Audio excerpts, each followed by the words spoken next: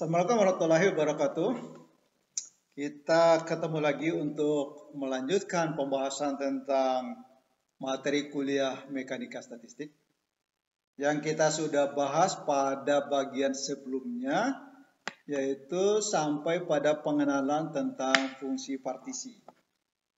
Fungsi partisi sudah kita bahas, sudah saya sampaikan sebelumnya adalah rohnya mekanika statistik.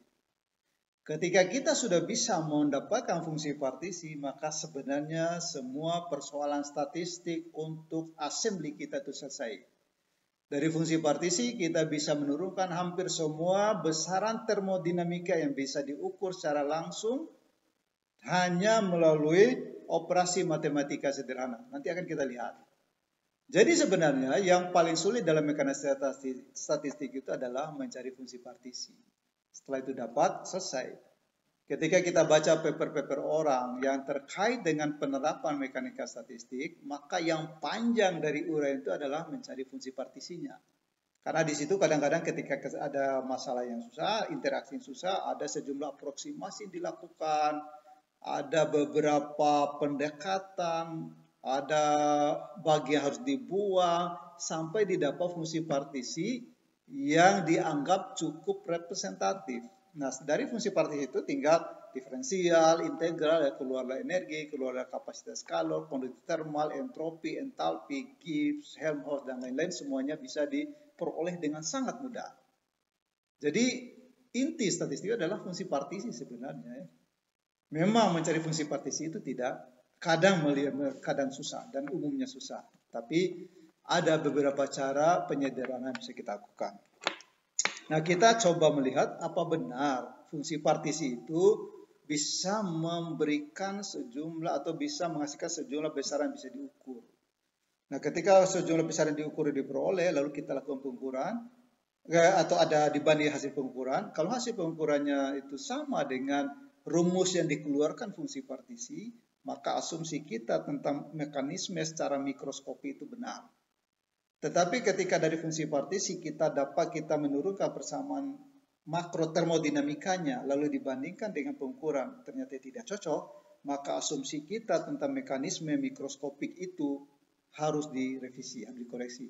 Kita lakukan asumsi baru, kita cari fungsi partisi baru, kita turunkan persamaan termodinamikanya, kita banding eksperimen, cocok, oh belum cocok, asumsi baru lagi, bangun fungsi partisinya, turunkan persamaan termodinamikanya, banding eksperimen, cocok, nah berarti asumsi kita itu sudah benar. Jadi kadang-kadang orang membangun teori di dalam termodinamika berdasarkan statistik ini, kadang melalui suatu iterasi yang begitu sering. Coba ini tidak cocok, coba ini tidak cocok, coba ini tidak cocok. Mungkin sudah coba puluhan kali, baru ini cocok. Berarti dia sampai kesimpulan bahwa inilah mekanisme yang terjadi di dalam atomik, di dalam elektron dan sebagainya. Nah, kita kembali lihat fungsi partisi yang sudah kita definisikan. Kita punya assembly kanonik.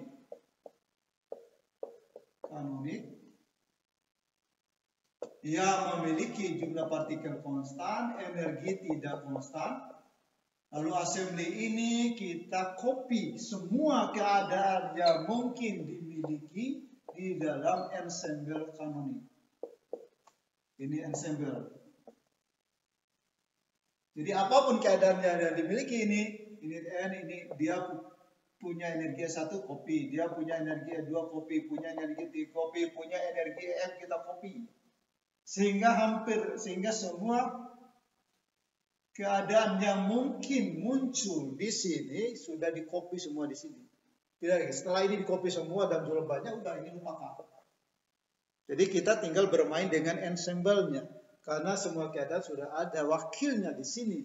Jadi lupakan itu, yang berubah-ubah itu kita lupakan. Pokoknya apapun kondisi kamu ada di sini, saya sudah punya kopinya. Udah lupakan. Nah, kita juga sudah bahas bahwa untuk mendapatkan keadaan S1, E2, E3 ada probabilitas masing-masing. Dan probabilitas kita sudah bahas, probabilitas memiliki energi 1 adalah C eksponen minus EI per KT. Dan kita sudah turunkan ini adalah 1 dibagi sigma eksponen minus EI per KT. kali eksponen minus E I per KT. Dan kita sudah definisikan fungsi partisi pada pertemuan terakhir. Fungsi partisi assembly adalah Z sama dengan sigma eksponen minus E I per KT. Nah, dari sini yang kita dapat menulis bahwa ini bisa 1 per Z eksponen minus E I per KT. Nah, yang akan menjadi perhatian kita sekarang adalah ini. Fungsi partisi. Yaitu jumlah eksponen dari energi assembly, kondisi energi KI dari assembly kanonik tadi bagi KT dijumlahkan untuk semua energi yang mungkin dimiliki. Ini tidak ada boleh lewat. Berapa buah energi yang dimiliki ini harus dijumlahkan. Kalau dia punya 1 juta buah energi yang berbeda-beda, maka penjumlahan ada 1 juta suku. Dan jelas kita kadang-kadang tidak mungkin untuk melakukan itu. Maka perlu rumus ya. Nah, pertanyaan kita selanjutnya, apa benar dari Z ini dapat diperoleh persamaan termodinamika?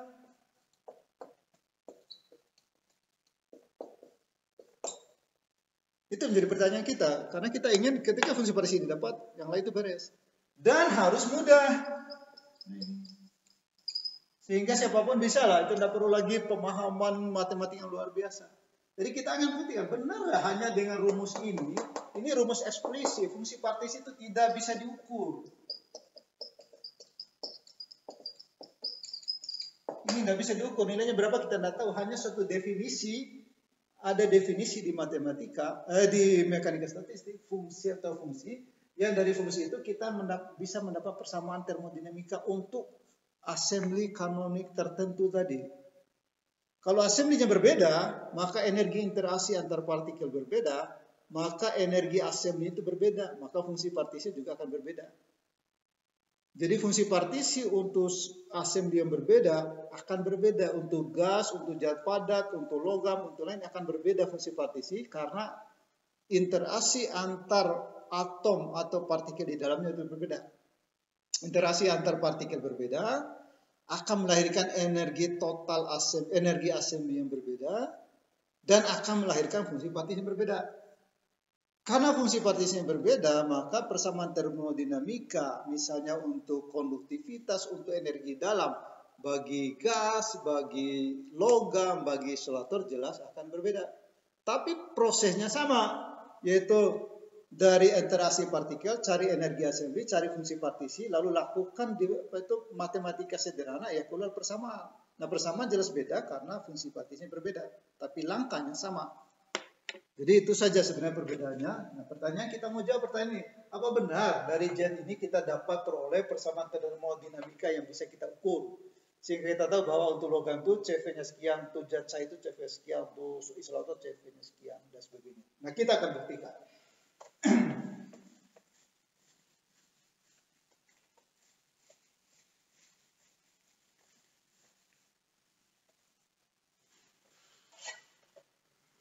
Kita kembali bersama fungsi partisi. Z sama dengan sigma eksponen minus E I per KT.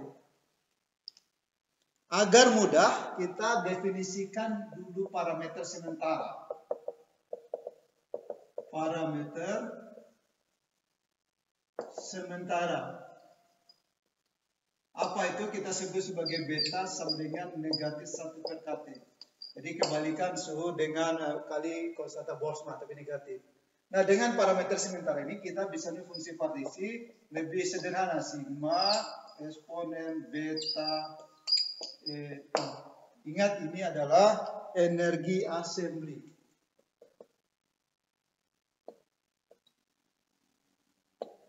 Assembly ya. Nah, dari sini kita ingat assembly kita, assembly dalam ensemble itu memiliki energi E1, E2, E3 sampai dengan En. Tiap assembly itu memiliki probabilitas PE1, PE2, PEM, probabilitas assembly tadi. Dan kita sudah hitung probabilitas itu sama dengan 1 dibagi Z eksponen minus E1 per KT, 1 dibagi Z eksponen minus E2 per KT, dan seterusnya.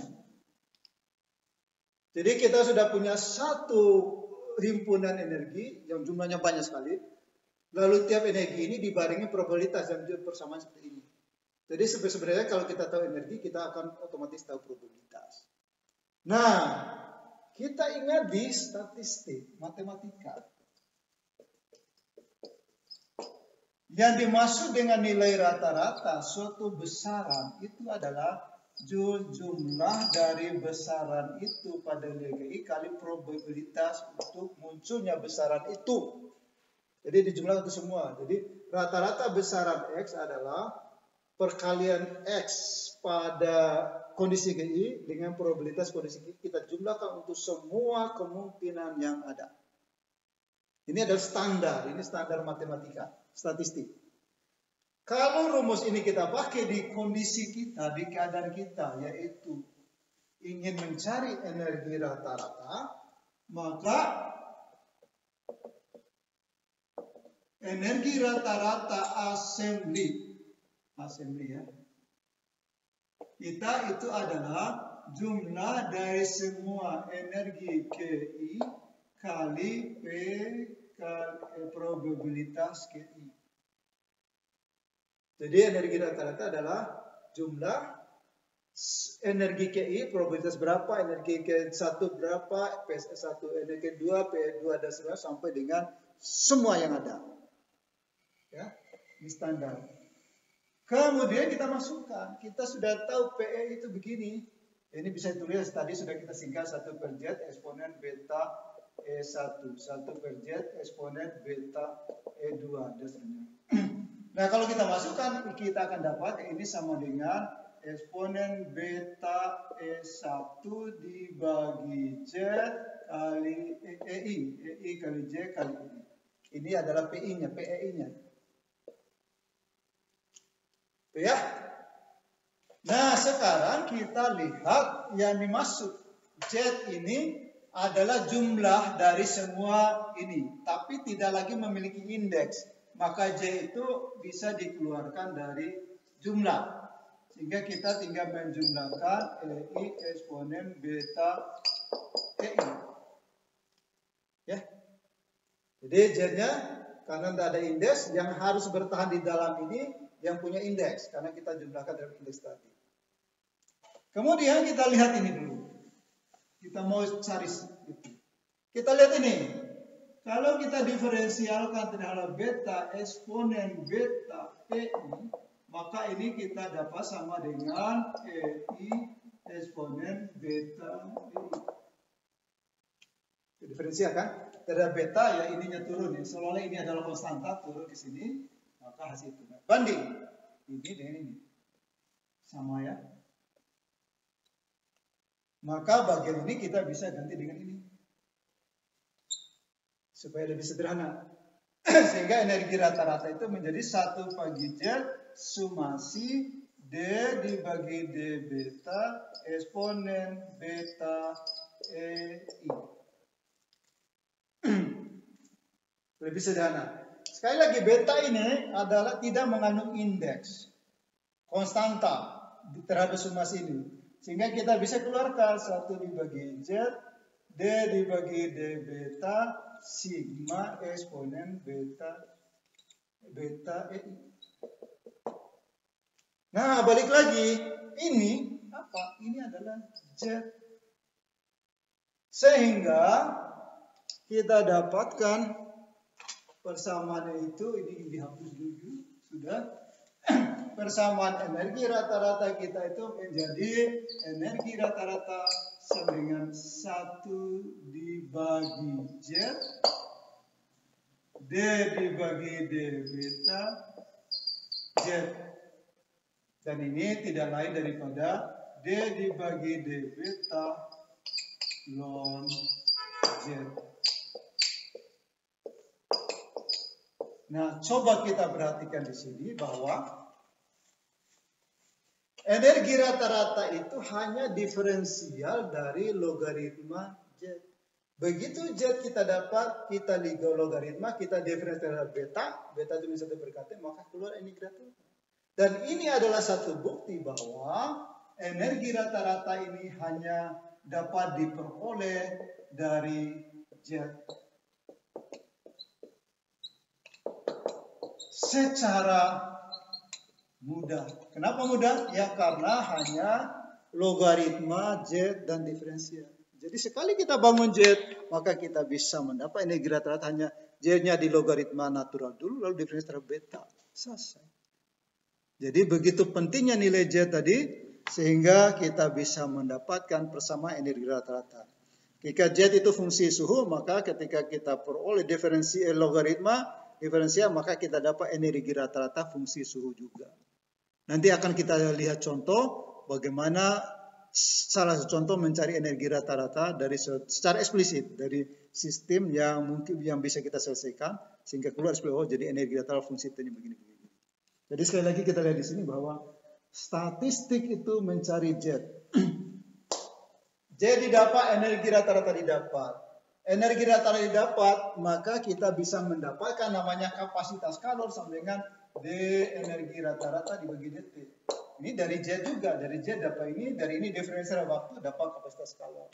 Dan besaran termodinamika lain juga bisa diperoleh nanti akan kita bahas. Jadi kita akan bahas berikutnya contoh real bagaimana dari partikel assembly fungsi partisi kita cari energi rata-rata pada pertemuan berikutnya. Terima kasih.